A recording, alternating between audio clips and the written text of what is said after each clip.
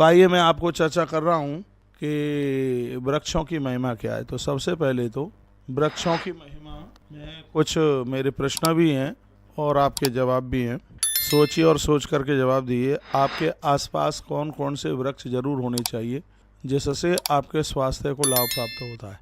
आपके इर्द गिर्द, आपके अगल बगल में कौन से पेड़ होने चाहिए, कौन से वृक्ष होने चाहिए जिससे हमारे स्वास्थ्य के ऊपर बहुत बड़ा प्रभाव उनका पड़ता है। तो मैं बताऊंगा कि हमारे आसपास पीपल, तुलसी, आंवला, केला और बड़ के पौधे ये होने चाहिए। इससे हमारी 20 वर्ष उम्र और ज़्यादा बढ़ जाएगी। एक बार फिर निवेदन करूं, प्रश्न भी हम ही कर रहे हैं और उत्तर भी हम ही यहाँ से दे रहे हैं। हमारे आसपास कौन से वृक्ष होने चाहिए? तो हमारे आसपास पीपल, तुलसी, केला भी बहुत ज़्यादा स्वास्थ्य के लिए लाभदायक है, केले का पेड़, और बड़, बरगद, नीम, ये वृक्ष हमारे आसपास होने चाहिए। पीपल, तुलसी, आंवला, केला, वड और स्वास्थ्य के लिए नीम, ये वृक्ष जरूर होने चाहिए। डायबिटीज को समाप्त करने के लिए जामुन के वृक्ष के नीचे बैठना, लेटना, सोना उसको बहुत ही ज़्यादा शुभ माना गया है। ऐसा कौन सा वृक्ष है राजस्थान में जिसको राज्य वृक्ष के नाम से जानते हैं? एक ऐसा पेड़ है राजस्थान में जिसकी बहुत बड़ी महिमा है। उस वृक्ष को खेजड़ी के नाम से जाना जाता है। हमारी और आपकी भाषा में उसको समी के वृक्ष के नाम से जाना जाता है। समी के वृक्ष की बहुत बड़ी महिमा है जो कि कथाओं में भी उसका वर्णन आता है। और राजस्थान का ये वृक्ष राज्य स्तरीय वृक्ष बन चुका है और जिसको कहते हैं समी का वृक्ष, और वहाँ की भाषा में से कहते हैं खेजड़ी का पेड़। वृक्षों को कटने से बचाने के लिए लोगों को क्या क्या प्रयास करने चाहिए, ये एक अगला प्रश्न है। पेड़ों को बिल्कुल भी मत कटने दीजिए। वृक्ष होंगे तो जिंदगी बनी रहेगी, नहीं तो फिर जीवन खत्म हो जाएगा, समाप्त हो जाएगा। पूरा का पूरा कार्यक्रम कान्हा इंटरनेशनल पार्क का आप देख रहे हैं जिसमें अद्भुत जीव जंतुओं का भी आपको दर्शन हो रहा है। तो वही चर्चा हम आपसे कर रहे हैं। और वृक्षों को कटने से बचाने के लिए लोगों को क्या क्या प्रयास करने चाहिए।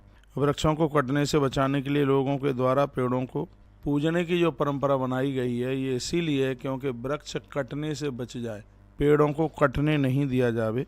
वृक्षों के लिए कुछ क्षेत्र संरक्षित कर दिए जाएं, वृक्षों से होने वाले फायदे को समझाया जाए। वृक्षों को कटने से बचाने के लिए एक विविध प्रकार का जन आंदोलन, यानी लोगों को धरना देने की बात नहीं कर रहा हूँ, सड़क रोकने की बात नहीं कर रहा हूँ। जितने भी सामाजिक लोग हैं, समाज के कार्य में जो लोग लगे हुए हैं, उनको ये चाहिए लोगों के पास तक ये सूचना दी जाए, लोगों को बताया जाए कि वृक्षों से होने वाले ये फायदे हैं, वृक्षों से होने वाले लाभ हैं। आप तो कान्हा इंटरनेशनल पार्क नहीं पहुंच पाए, लेकिन आपके घर बैठे छवियां आपके पास तक पहुंचाई जा रही हैं। और इन वृक्षों के दर्शन आपके घर तक कराने का मतलब है कि हम लोग इन पेड़ों से इतना प्रेम करते हैं, आप भी इन वृक्षों से प्रेम कीजिए। इनसे देखो, ये जीव आप देख रहे हैं, ये इन घने वनों के ही द्वारा ये जिंदे हैं, ये जीवंत हैं, ये खत्म हो गए होते। अब जानवर का नाम तो मुझे पता नहीं है, वहाँ गार्डन ने बताया था कुछ अच्छा सा ही नाम था। ऐसे हमने हजारों जानवर, जीव जंतु आज यहाँ इस कान्हा पार्क में देखे हैं। तो एक बार मैं यह निवेदन करना चाहूँगा, आप इसको एक जन आंदोलन बना दीजिए और चौखट चौखट पर पहुँच करके लोगों को बताइए कि वृक्षों से होने वाले ये लाभ हैं, वृक्षों से होने वाले ये पौधे हैं। आपके आसपास किस अवसर पर पेड़ पौधे जरूर लगाए जाएं? तो मैं कहूँगा कि जिस समय आपका जन्मदिन होता है, आपकी शादी की तिथि और तारीख होती है, उस समय आपके द्वारा और आपके परिवार के द्वारा घने वृक्ष लगाए जाएं, ये बहुत ज़्यादा जरूरी है। वृक्ष भूमि को कटने से बचाते हैं। पेड़ों का बहुत बड़ा योगदान है वर्षा के लिए, इनके द्वारा वर्षा होती है। वृक्षों को काटने से बचाने के लिए गाँवों में प्राचीन काल से ही जन चेतना थी और ये रुकनी नहीं चाहिए, ये आगे चलनी चाहिए। वृक्षों को काटने से बचाने के लिए गांवों के आसपास की भूमि को देखिए, इसीलिए पहले पेड़ों के नीचे लोग देवी देवताओं को भी बिठा देते थे, जिससे हर प्रकार से वृक्ष बच जाए। जहाँ पेड़ होंगे वहाँ ऑक्सीजन की बिल्कुल किसी भी प्रकार की कोई कमी नहीं रहेगी। पेड़ों की देखभाल आप अपने निजी प्रयासों के द्वारा कीजिए और हमें विश्वास है कि इस वर्ष जैसे ही वर्षा होती है, जुलाई में, अगस्त में, आप बहुत घने वृक्ष लगाएंगे। एक स्वस्थ व्यक्ति 24 घंटे में इतनी ऑक्सीजन लेता है जितना कि रसोई में 3 सिलेंडर खत्म होते हैं।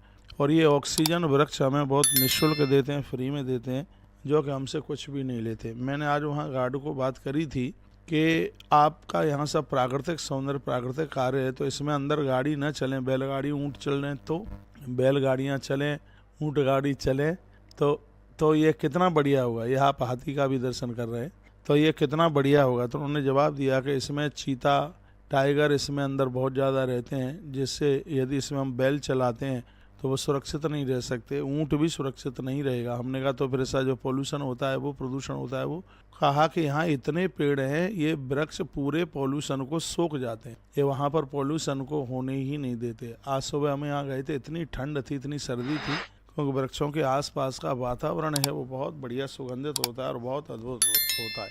जहाँ मयूरों को नाचते हुए, नृत्य करते हुए देखा गया, बहुत आनंद। आप हमारी बहुत बात मानते हैं, ये भी बात आप मानेंगे कि आप अपने आसपास बर्ड बिल्कुल लगाइए, कोई दोष नहीं है। तो हमारे यहाँ डराने वाली बातें ऐसी हैं, लोगों को डरा देंगे, अरे उसको आप गमले में लगाइए, बड़ लगाइए, पीपल लगाइए, जमीन नीम के पेड़ लगाइए आप, लेकिन लगाइए, तुलसी के पौधे लगाइए, इनसे स्वास्थ्य को बहुत आनंद होगा।